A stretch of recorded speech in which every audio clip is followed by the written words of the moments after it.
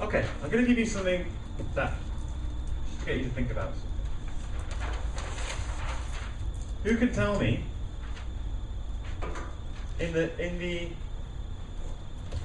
for most property investors, let's just say we're looking at most property investors.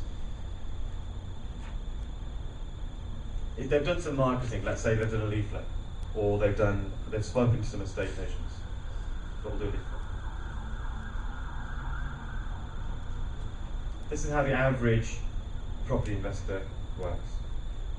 Okay. And this is an example of the power of what happens when you don't have automation in place. So, leaflet, a call comes in to the investor. Okay, first of all, that person there is usually what? Busy? Doing something else? They're taking that call on the go. They write it on the back of a piece of paper. So then that investor's got that call coming in. Okay, what's the next step? So leads come in, he's taken the details down. He might have even missed the call, so it might have gone to voicemail.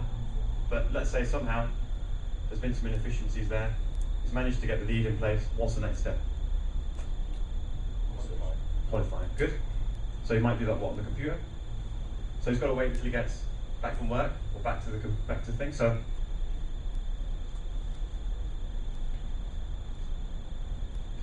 So that's not automated. That's not automated. Okay, neither is that. Okay. So done the qualification, probably on the computer. Now, in most cases, for most people, do they have a process they go to, or is it just in their head? For the average investor, probably in their head. All right, so they'll look at that and think, well, let's just go on Rightmove, do a bit of Globrix. Oh yeah, there's net house prices. There's a bit of this. Let's have a look. There's no real system that they're following. Yeah, in many cases. Once qualified, either it's what, good or bad, yeah, or not. Okay. Let's say if that lead is not good, what tends to happen to it? It gets what, deleted or something? Gets just lost, yeah? Nothing happens. That's the end of that.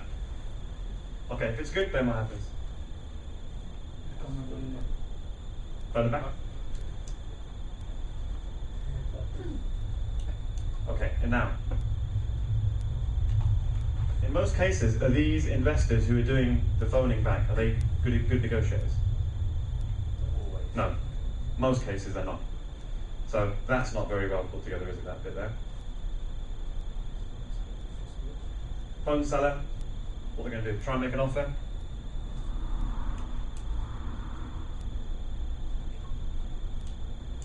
Then what happens to the offer? It's either rejected or... Okay, let's say it's rejected. It's got all wrong. What happens to them? In most cases? Just forget about it, yeah? Now, we know there's a lot more they could do with that. So that's not automated. That's not automated. Okay, they made the offer, then what happens? Yeah, it's been accepted. They're not going to view the property?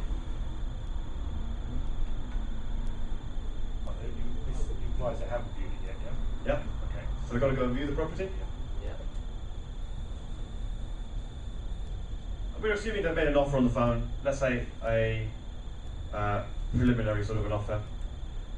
And the person has said, yes, I'll sell below market value. So they've agreed, but subject to viewing. So they view, then what happens? They like it or not? Not buy. Or they buy. And then they solicitors and everything else. But even at that point, you've got the broker. That bit there tends to go wrong quite a bit. Okay, because you've got all sorts of cracks in the holes there, people don't communicate properly, all that type of thing. Okay, so you can see there how inefficient most people are. You see that? Some of you might even recognise yourself in there. But It's just how inefficiently most people try to run this business. Okay? Right. So that's how the average person does it. Okay. Now, let's look at a systemized approach.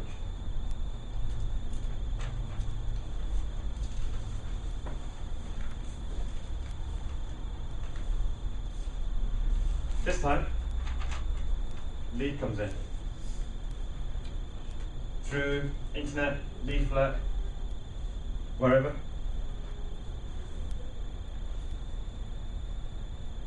That goes into a web form. Okay?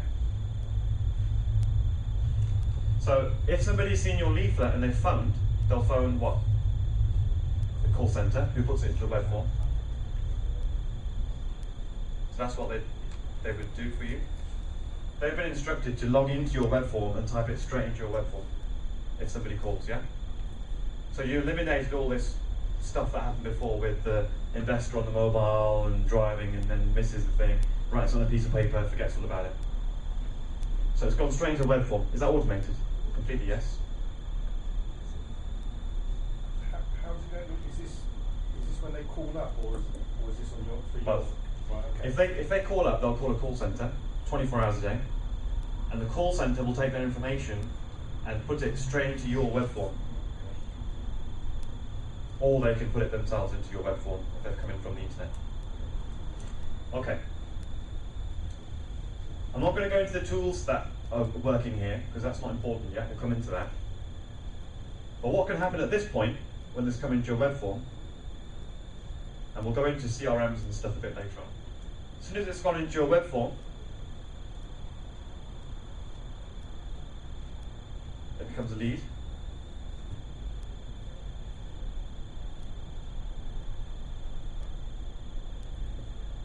Okay.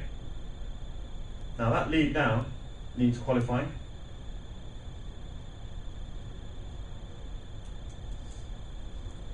Okay. Now,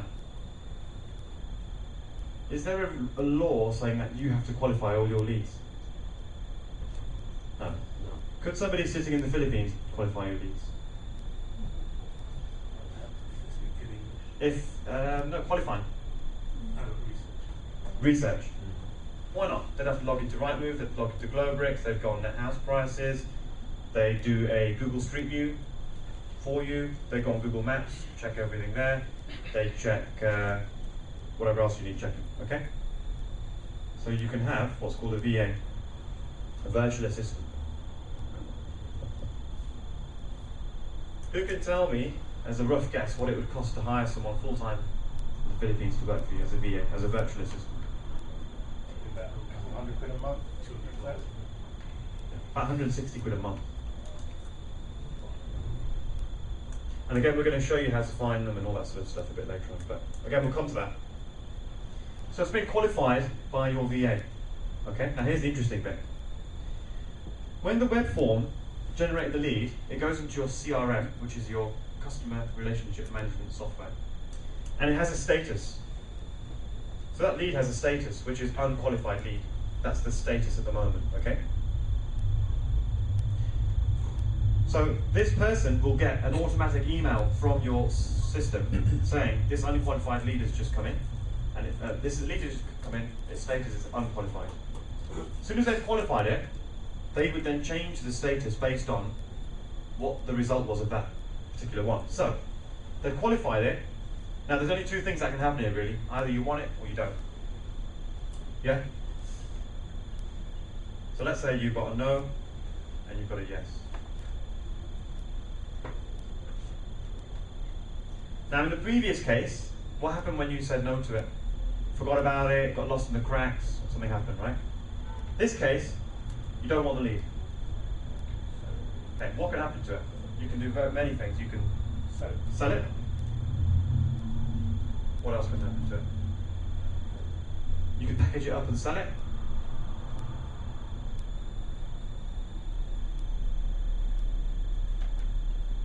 You can pass it on to an estate agent based on parameters. So there could be parameters set saying that if that lead is not below market value and it's in a certain area, then it goes to an estate agent, for example,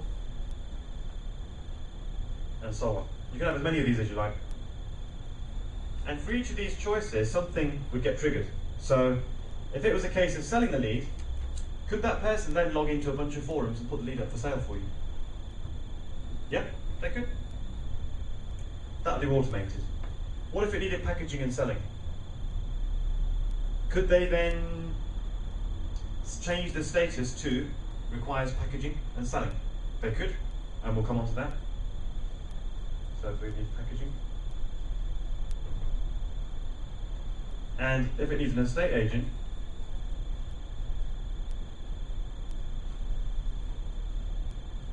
by clicking that estate agent trigger, changing the status, it could then get emails straight to the estate agent.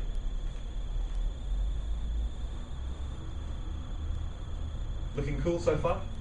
Yes. Okay. Have you been involved in any of this? No. Right. Okay. Now, let's say it needs, they've qualified it, yes, for you, so you're going to keep that deal. Now, the same thing needs to happen either way, whether you're going to keep it for yourself or whether it's going to be packaged. The status is still different, so the status here would be packaged, but the status here would be, yes, you want to keep it. But someone has to what? Now, negotiate the deal, yeah?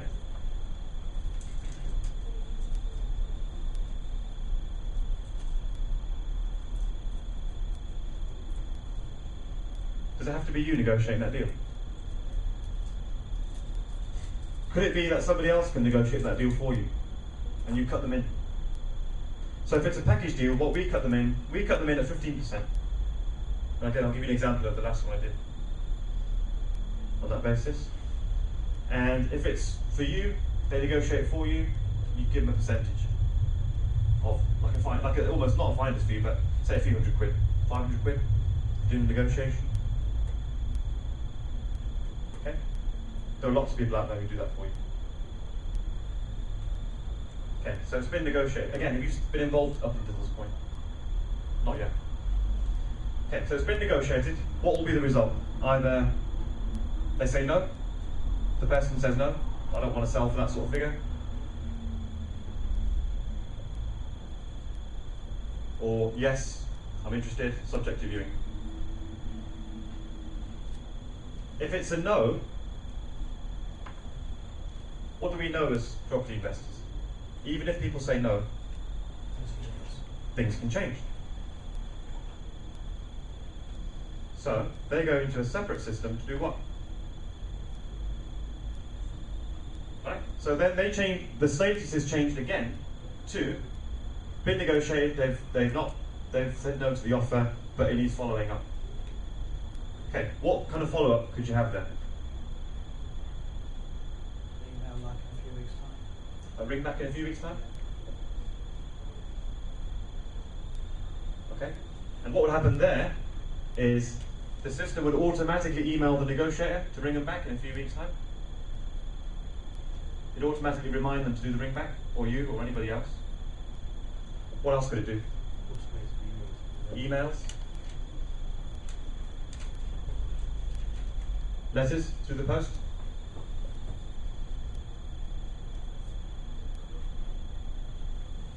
Or you can send it back this way, couldn't you? Yeah, back to the estate agent. So you can now get the estate agent to give them a call. Because you really wanted that deal, didn't you, for packaging or for yourself, but you just couldn't quite negotiate it low enough.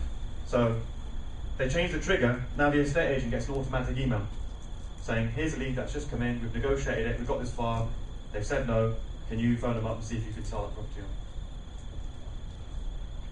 Or it can go to another packaging company. Perhaps they might have more joy. I would say this happens after when that lead is,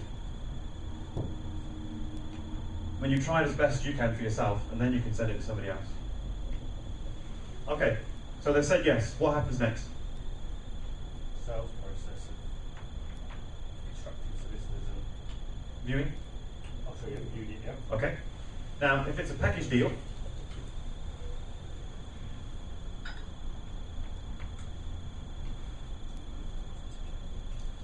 what needs to happen? You need to email your investors to tell them we've got a good lead. So if it's going to go packaged, that's for yourself.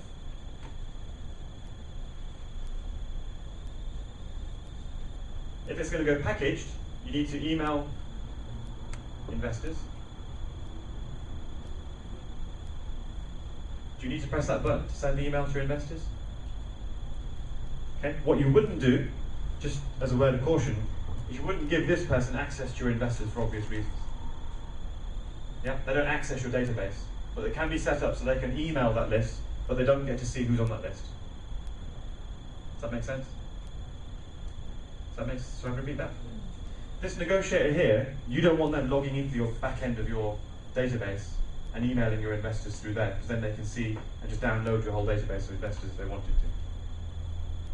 to. Okay? So you can set things up so that they can just press a button and the email goes out to the investors, but they never get to see who they all are. That makes sense, yeah?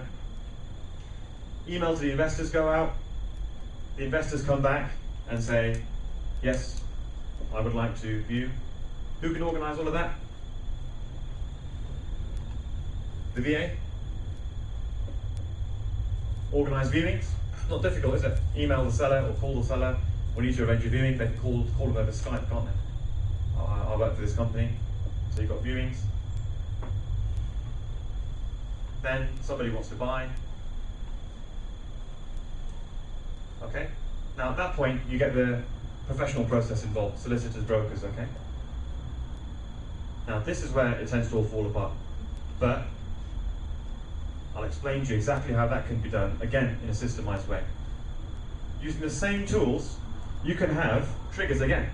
So as soon as the viewings have happened, and you've got someone who wants to buy, again, you can change the status of that lead to say, we've got a buyer. Now, the system has been set up so that as soon as the trigger has been set to say, we've got a buyer for this lead, the broker gets an automatic email of that investor's details, saying, this investor wants to buy this lead. So the broker would get the details of the lead, and the address, and the details of the investor. Clear so far? And the solicitor gets copied in as well.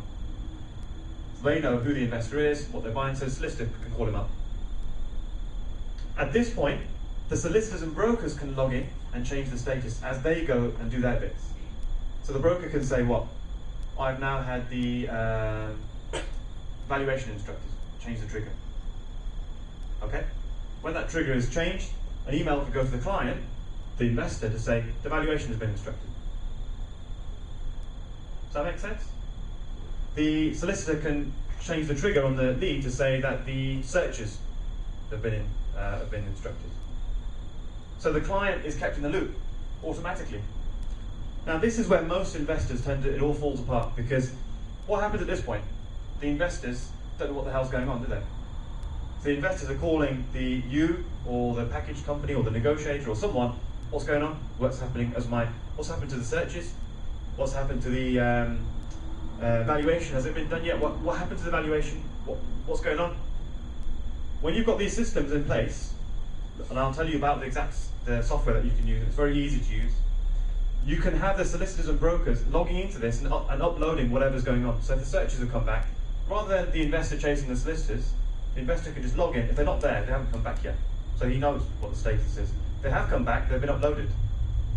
So you can look at them. If the valuation's been done, it can be uploaded. So it can be seen on the system. Yes? Why do investors have their own solicitors and brokers? Their own solicitors and brokers can log in as well. What you're creating here is an online collaboration environment. Because the trouble you have is you've got all these different people all doing their own thing, but there's nothing in the middle storing what's going on. So I'll show you the software we use a bit later on, where everybody collaborates in the same place. So me looking in there as the packager, which is you, looking into this process, when things start to happen like this, or along the line, you can log in at any one point and see where all your leads are. So you can look at your lead and say, what's the status? Okay, I can see that one's gone as far as Mr. Jimmy Jones buying that one. His valuation's been instructed. Excellent. Because the broker's already logged in and clicked that button. That's all he needs to do. He doesn't need to do anything else. As soon as he clicks that the valuation's been done, you can have an email going out to your investors saying, the valuation's been done, instructed. What does that actually mean? It means by next week we should have the valuation done, The surveyor's going to come around and do this. Here's what you need to do. It's all automated. It's all been done in emails. Clear? Nice? If you want to do it yourself, same kind of process, pretty much. The VA can arrange you a viewing. That's all done, and your solicitors and brokers can get instructed at that point. And that can all be systemized again in the system. How does that look? Good? Fun?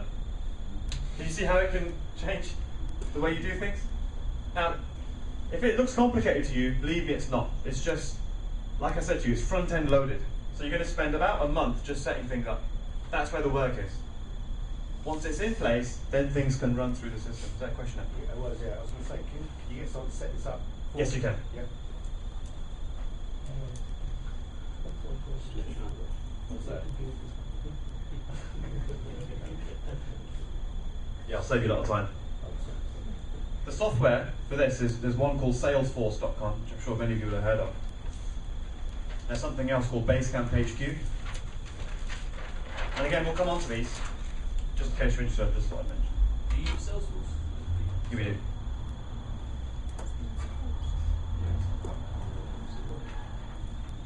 We're quite new to it. I mean, we've only kind of been using Basecamp a lot longer. Basecamp HQ. It's nowhere near as comprehensive, to be fair. But I found Basecamp a lot easier to collaborate with everybody that's working on a project.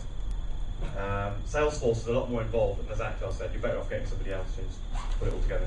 My team found it very daunting to go in the beginning. But once you get into it, and like you say, once it's been set up, it becomes a lot simpler to use. And then you start, I mean, you don't really care necessarily the setup side, as long as it does what you need it to do. Once it does that, it can then automate all the various things. So that's running by itself. The person logs in, changes the status, an email goes out. I forgot to mention one thing. Something else that's quite interesting. How many of you, when you get a lead in, send anything physical through the post? That can be done automated as well. So what you can do, as soon as that web form comes in, that minute the web form comes in, you can send an email with the address of that person, postcode, full address, to your a printer to send out your brochure, or send out a letter to introduce yourself. Hi, I'm Akhtar. I'm going to be calling you in the next or hopefully you've already heard from me, or whatever you want to say. Bit of a brochure explaining what you do with some testimonials, bit of a explanation of what you offer, how your offer process works. I think that'd be useful for sometimes with leads, can't always contact people, they put incorrect information or the phone number's wrong. That might be a useful tool to have. What you can do is you can have it after this point here, actually. Good point. You'd have it here. Because you check, you get the VA when they're doing the qualification to check that the address is live. So the VA would check that the address is actually, the postcode matches the street as long as it's a live address. Then they'd click. Once they click whatever they need to click, yes, then that could be triggered to send something through the post. And one thing I like about the Philippines as well is they work, their time is different, is the opposite of ours, so they work during the night. So leads that have come in during the day, they pick them up during the night, get them all sorted, and it's very efficient. So this is the kind of things that we're talking about, and can you imagine, right? Now, how much involvement did you have, or as you as an investor, in this whole process? Up until about here? None. It's great, isn't it? Because it can pretty much, now I'm not saying it will just run itself, I mean your business won't completely run itself. You might need a phone call from the negotiator about something. You might need an email, but it vastly reduces the amount of admin and time and hassle that many of you are struggling with that holds you back. So if you're doing a deal a month at the moment, imagine something like this. You've set something like this, you can now be doing 2 or 3. Because you're a lot more efficient. You know where things are, it's managed. And also, all these dead leads that you've got in your head, oh, I'll follow that one up, I'll remember, or you've got it in an Outlook database or something like that, that's all automatic. It can be set up to send emails. Very, very straightforward. I mean, in Andy's world, in your marketing background, this is very common, isn't it? Yeah. CRMs. People use this all the time.